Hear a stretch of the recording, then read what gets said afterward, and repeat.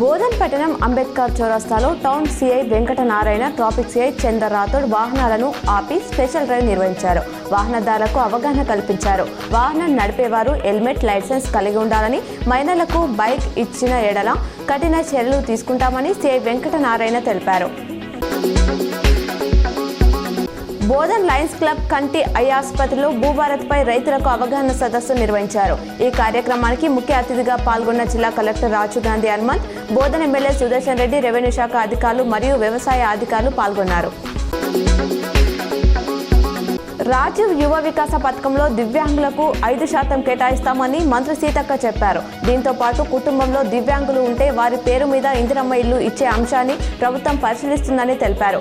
అధికారులతో ఆమె సమీక్ష నిర్వహించారు. దివ్యాంగులకు అత్యవసరమైన సర్జరీలను ప్రభుత్వమే చేస్తుందని వెల్లడించారు.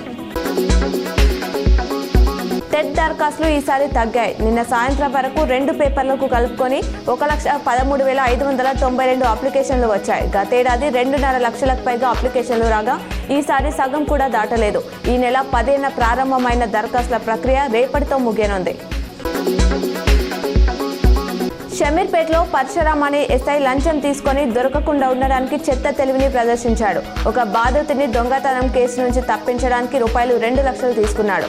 అవి కాక మరికొంత డబ్బులు కావాలని డిమాండ్ చేసి ఆ నగదును చెత్త డబ్బాలో వేసి వెళ్లాలని చెప్పాడు. తిరుమలలో భక్తుల రద్దీ సాధారణంగా ఉంది. టోకెన్లు లేని వారికి శ్రీవారి సర్వదర్శనానికి 8 గంటల సమయం పడుతుంది. నిన్న వెంకటేశ్వర స్వామిని 65,904 మంది భక్తులు దర్శించుకోగా 24,487 మంది తలనీలాలు సమర్పించారు. నిన్న శ్రీవారి ఉండి ఆదాయం ₹3.53 కోట్లు వచ్చినట్లు టీటీడీ వెల్లడించింది.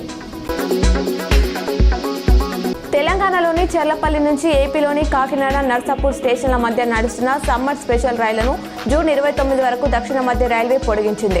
ఈ మార్గాల్లో ప్రస్తుతం 36 సర్వీసులు రాకపోకలు సాగిస్తున్నాయి. చెర్లపల్లి, కాకినాడ మధ్య 18 సర్వీసులు, చెర్లపల్లి, నర్సాపూర్ మధ్య మరో 18 ప్రత్యేక రైలు యథావిధిగా నడపనున్నట్లు రైల్వే సిపిఆర్ఓ శ్రీధర్ ఓ ప్రకటనలో తెలిపారు.